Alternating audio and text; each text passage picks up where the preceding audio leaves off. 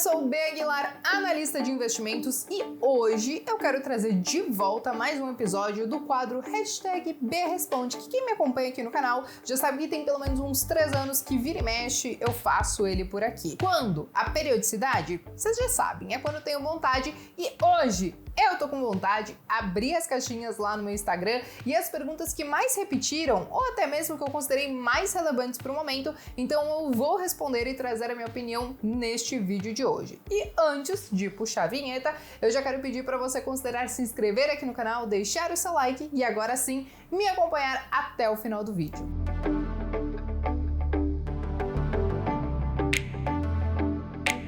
Bom, pessoal, eu quero começar com uma pergunta do Márcio Gadelha. Ele escreveu o seguinte: sabemos que no futuro deve ser, teremos mais carros elétricos. Como ficaria o preço do petróleo? Bom, muita gente já questiona quando isso vai acontecer.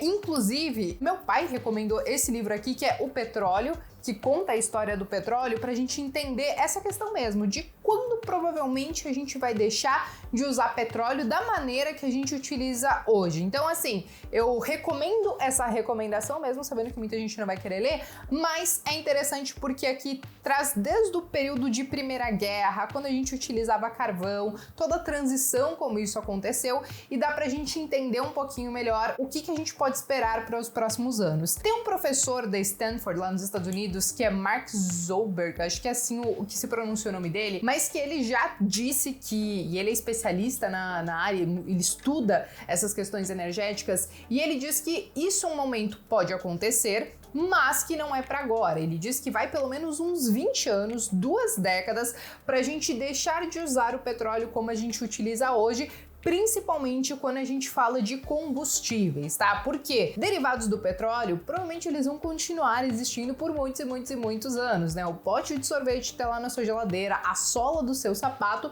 pode ter algum derivado de petróleo, mas o petróleo como combustível mesmo, muito provavelmente que ao passar dos anos, e como eu falei pra vocês, não é a curto prazo, eu acho que realmente 20 anos até mesmo mais, eu acho que o petróleo ele vai sim ser substituído por algumas outras fontes de energia, como a gente já tá vendo que está sendo muito estudado. E aí é claro que isso vai ter um impacto no preço do petróleo, provavelmente se você tiver uma demanda menor vai ter esse impacto, mas não vai ser de uma hora para outra. Provavelmente isso vai ser de uma forma relativamente natural e, enfim, meio que a conta-gotas, né? Principalmente considerando que nós temos economias diferentes. Então, por exemplo, talvez daqui 10 anos a gente veja economias mais desenvolvidas, como Estados Unidos, alguns países da Europa e tal, já muito avançados nessa questão de utilizar outras fontes de combustíveis.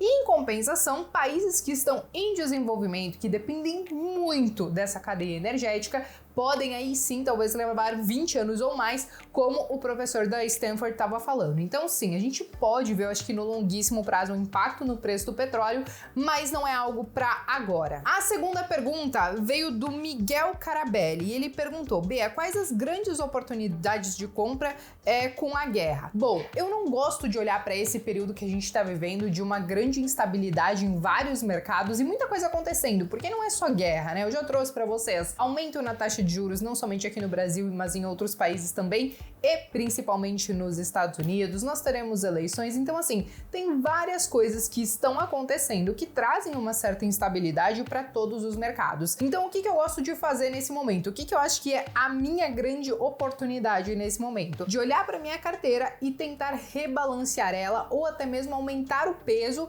né? Chegar nos pesos que eu tinha definido para alguns ativos. Explico. Até semana passada teve ali alguns dias que teve uma queda um pouco mais acentuada para Ethereum. Eu tenho muito pouco de criptomoeda na carteira. Hoje não chega nem a 3% e eu quero chegar aí a pelo menos 5%. Então eu aproveitei essas quedas para fazer alguns aportes em Ethereum. Aí a gente também teve uma pequena queda no S&P e o nosso dólar, que chegou a negociar acima de 5,70, agora negociando aí próximo da casa dos 5, 5,10. E aí o que eu olho para esse cenário? Eu vejo que a minha carteira, ela já começa a mostrar que alguns ativos lá fora também estão pedindo aportes. Então, por exemplo, a gente teve uma queda um pouco mais acentuada da própria XP lá fora, fui lá, mandei grana, fiz aportes. O próprio Expo também teve uma pequena quedinha, fui lá e fiz alguns aportes. Então o que eu tô tentando fazer nesse momento é não pegar algum ativo, alguma coisa assim para dar uma grande tacada, porque o meu viés realmente é de longo prazo, mas eu tô aproveitando algumas quedas um pouco mais acentuadas que acontecem aí no meio do caminho, que acabam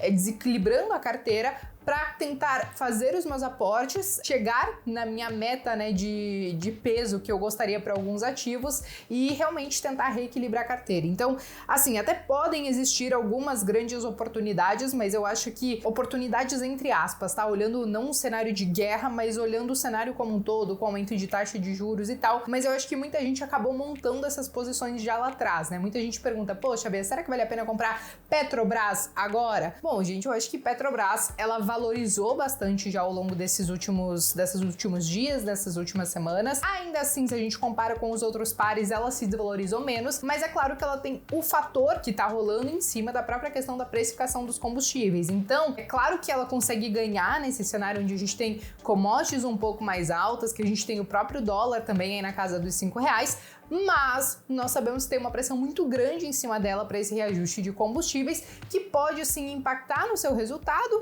e não necessariamente dizendo que ela vai ter algum resultado ruim. Acho que ela vai ter um resultado muito bom, inclusive por conta de todos esses fatores aí quando ela entregar os próximos resultados. Mas eu acho que as outras empresas, que talvez são empresas menores e que não sofrem pressão, por exemplo, do governo, elas podem sim performar muito bem e aí você tira esse fator de dedinho do governo. Então são apenas algumas reflexões sobre essa questão, mas não, eu não tô olhando nenhuma grande oportunidade, pelo menos eu não busquei isso nesse momento para dar uma grande tacada, porque isso não faz muito parte da minha estratégia. Um dia eu posso mudar minha estratégia e tal, mas não é o que eu tô fazendo nesse momento. Nesse momento estou rebalanceando a carteira, mas para quem tá assistindo esse vídeo, pode me contar aqui nos comentários o que vocês estão enxergando, talvez, de oportunidade, ou o que vocês estão fazendo com a carteira de vocês, beleza? Bom, a outra pergunta, gente, veio do Elisandro Casonato, e ele escreveu o seguinte: melhor forma de comprar dólar no Brasil? Bom, gente, eu vou considerar que quando vocês falam comprar dólar, é comprar ativos dolarizados, porque eu já trouxe um estudo aqui no canal falando para vocês que comprar apenas dólar, a moeda em si,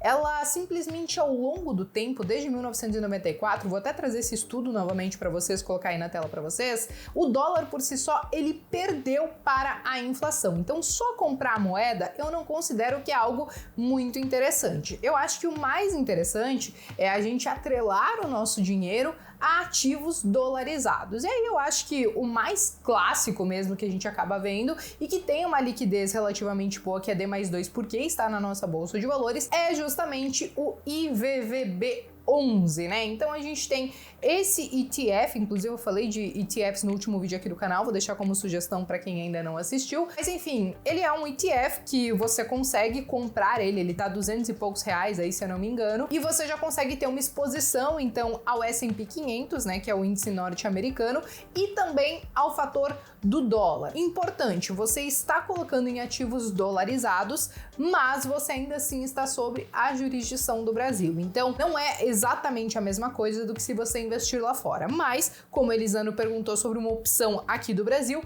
eu escolheria justamente o IVVB11, beleza? Bom, saindo da pergunta do Elisandro, a gente tem uma pergunta da Ana Carolina Vieira e ela pergunta o seguinte: renda fixa pré-fixada, tá valendo a pena? Bom, pessoal, é claro que a gente viu um aumento bem considerável da nossa taxa Selic, hoje ela chegou a 10,75%, já tem gente dizendo que ela pode chegar até 13% no final do ano, mas eu acho que sim, quando a gente começa a ver já essa taxa Selic de 2 dígitos, começa a ficar um pouco mais interessante a renda fixa pré-fixada. Vocês sabem que eu não sou uma grande fã, não coloco meu dinheiro, né, em títulos assim de renda fixa, principalmente aqueles de longuíssimo prazo. Eu não me sinto confortável em prender o meu dinheiro por muitos e muitos anos, mas para quem tem um perfil moderado, conservador, que, né, gosta de ter aquela renda fixa, às vezes você pegando uma renda fixa, né, uma pré aí pagando 12, 13%, aí eu acho que sim, pode compensar se o juro subir mais ainda, mas pelo menos você carrega até o vencimento e você conseguiu garantir essa taxa aí muitas vezes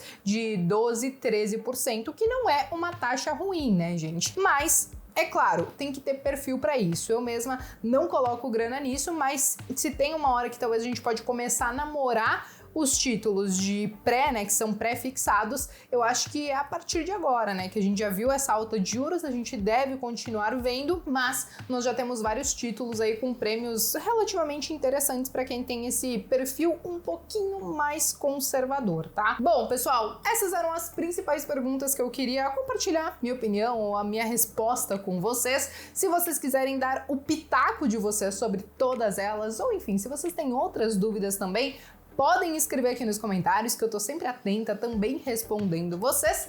Eu me despeço por aqui, mas vejo vocês então no próximo vídeo.